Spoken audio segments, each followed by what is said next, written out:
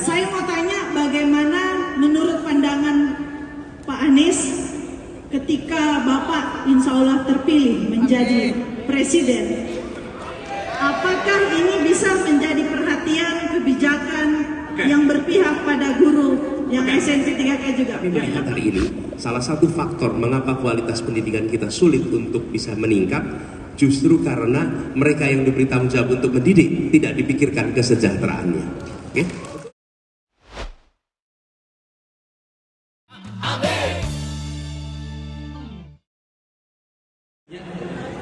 Assalamualaikum warahmatullahi wabarakatuh.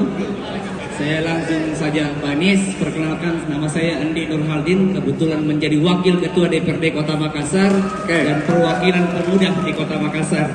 Dan sekarang melanjutkan studi di program Pascasarjana UNM. Jadi datang bukan sebagai anggota dewan, tapi sebagai warga UNM. Yang saya mau bicarakan soal pemuda Pak Anies, ini yang dari tadi memang belum pernah dibahas tentang masalah pemuda dari masalah tadi pagi. Catatannya singkat ya, Mas? Iya, singkat saja. Yang ini saya tanyakan, bagaimana gagasan Bapak Anies yang konkret dalam rangka menyiapkan SDM pemuda sebagai masa depan Indonesia yang unggul, tidak hanya soal skill dan knowledge, tetapi juga secara moral dan etika. Bagaimana pandangan Bapak konsep Merdeka Belajar yang saat ini, dan bagaimana regulasi yang dapat diciptakan yang juga dapat memudahkan Pemda dan Pemkot dalam memastikan kualitas pendidikan di setiap satuan benar dapat mencerdaskan anak bangsa. Karena kita ketahui sekarang 30% pemuda akan ikut dalam kontestasi pemilihan mulai dari Pileg sampai Pilpres. Jadi pemuda itu adalah bagaimana caranya pemuda di Indonesia pada khususnya pada umumnya di Makassar itu adalah sebagai berperan, bukan lagi sebagai baperan atau tidak sebagai boneka yang selalu muncul di depan panggung kalau untuk memperjuangkan para ya mungkin ante-antenya, tapi kita mau sebagai orang yang dipandang juga sebagai pemuda yang khususnya di Kota Makassar. Terima kasih, Pak Anies. Terima kasih. Kita keep dulu ya. Satu pertanyaan lagi dari perempuan, silakan. Terima kasih, nama saya Ima Fatimah. Saya hadir di ruangan ini untuk mewakili DPC IKA Maros. Saya boleh bercerita sedikit Pak, bahwa IKA UNM Maros itu kebanyakan adalah dari guru. Yang saya mau tanyakan adalah tentang kesejahteraan guru.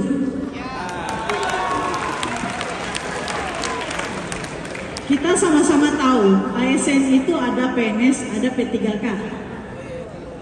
Yang saya mau tanyakan tentang P3K. Konon ceritanya ini diangkat untuk menolong bagi mereka yang sudah lebih umur dan tidak bisa lagi daftar PNS. Itu salah satunya. Nah, ada juga alasan lain karena untuk memenuhi kuota kebutuhan sekolah. Tapi sebenarnya diangkat setelah lulus passing grade. Kesejahteraan untuk ASN P3K itu masih membuat mereka meringis. Kenapa? Karena gaji 3 juta itu sudah dipatok tidak bisa lagi naik. Misalnya kalau dia lulus di golongan 9 misalnya yang dari sarjana, maka sampai pensiun dia gajinya sampai tetap seperti itu. Tidak ada pertanyaannya. Saya mau tanya bagaimana menurut pandangan Pak Anies ketika Bapak insya Allah terpilih menjadi presiden. Apakah ini bisa menjadi perhatian kebijakan yang berpihak pada guru yang SMP 3K juga? Nah, banyak itu Pak, banyak. Sudah cukup, boleh ditanggapi Mas Anies. Yang pertama soal Merdeka Belajar dan peran pemuda, bagaimana? Monggo, silakan Mas. 2 pertanyaan. Pak Andi Nurhaldin, terima kasih. Saya melihat begini, bicara tentang untuk ke depan. Satu adalah karakter. Yang karakter itu 2, karakter moral dan karakter kinerja. Ini dua-duanya dibutuhkan, Pak. Karakter moral itu apa? Jujur, rendah hati, beriman, bertakwa, itu karakter moral. Lalu karakter kinerja, kerja keras, kerja tuntas, tangguh, ulet. Kita tidak ingin jujur tapi malas, tapi juga tidak ingin kerja keras, tangguh tapi culas. Karakter itu double. Jadi ketika menyebut karakter, jangan hanya karakter moral, tapi karakter kinerja. Itu satu. Yang kedua, kompetensi. Kompetensi ini harus dikembalikan. Apa nomor satu? Kemampuan berpikir kritis. Itu yang dibutuhkan di masa depan. Tanpa critical thinking tidak ada terobosan. Tanpa critical thinking tidak ada inovasi. Tanpa critical thinking tidak ada breakthrough. Kemampuan berpikir kritis ini harus dikembalikan. Ini bukan kemampuan mengkritik orang, bukan. Ini kemampuan untuk melihat dari perspektif yang berbeda. Dan ini harus ditumbuhkan. Jadi kalau saya tanya buat anak-anak muda apa ini? Dari itu akarnya, dari situ muncul kreativitas, dari situ muncul inovasi. Tapi kalau tidak ada critical thinking sulit. Dan banyak dari kita, pendidikan kita justru tidak menumbuhkan critical thinking. Yang kedua adalah komunikasi. Ke depan kapasitas komunikasi menentukan sekali. Anda punya kemampuan kritis, Anda cerdas, tapi Anda tidak bisa berkomunikasi, semuanya mandek gitu. Karena itu kemampuan komunikasi itu dahsyat. Yang ketiga, kemampuan kolaborasi. Makin ke depan, makin tidak bisa Anda kerja soliter. Makin ke depan anak muda itu harus kerjanya kolaborasi. Ini dalam semua urusan.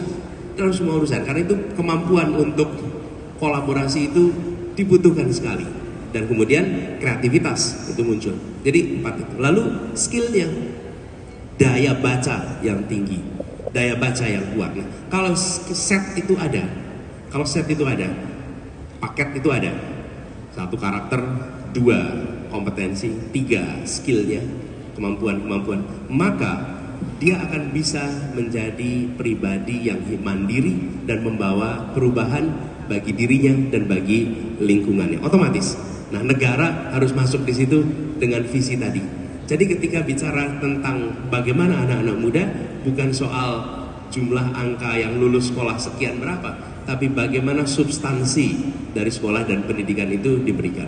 Lalu soal lapangan pekerjaan, ini dibutuhkan yang tadi saya sampaikan, investasi yang menyerap tenaga kerja banyak, investasi dan industrialisasi di tempat-tempat yang hari ini minim industrialisasi, sehingga seluruh anak-anak yang selesai di dalam fase penyiapan, dia memiliki lapangan pekerjaan yang dekat dengan tempat dia bekerja, tidak harus migrasi ke tempat-tempat yang jauh. Begitu ya jawabnya. Yang kedua, Bu Fatimah tentang guru.